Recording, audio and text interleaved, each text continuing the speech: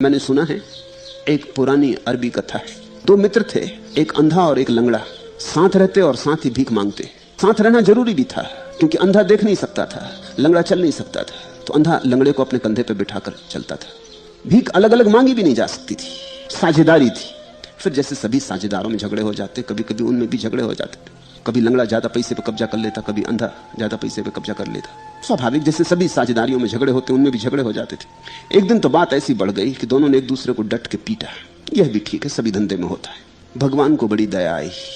पुरानी कहानी है, उन दिनों भगवान आदमी को ज्यादा समझता नहीं था। भगवान ने सोचा कि अंधे को अगर आंखें और लंगड़े को अगर पांव दे दिए जाएं तो कोई एक दूसरे का आश्रित न रहेगा, एक दूसरे से मुक्त हो जाएंगे और उनके जीवन में शांति होगी। भगवान प्रकट हुआ और उसने उन दोनों से कहा कि तुम वरदान मांग लो, तुम्हें जो चाहिए हो मांग लो। क्योंकि स्वभावतः भगवान ने सोचा कि अंधा आंख मांगेगा, लंगड़ा पैर मांगेगा, मगर नहीं, आदमी की बात पूछो ही मत। उन्होंने लंगड़े को दर्शन दिया, पूछा कि तू मांग ले, तुझे क्या मांगना है। लंगड़े ने कहा, भगवान उस अंधे को भी लंगड़ा बना दो। चौंके होंगे, फिर अंधे के सामने प्रकट हुए। अंधे ने कहा, प्रभु उस लंगड़े को अंधा बना दो। दोनों एक दूसरे को दंड देने में उत्सुक थे।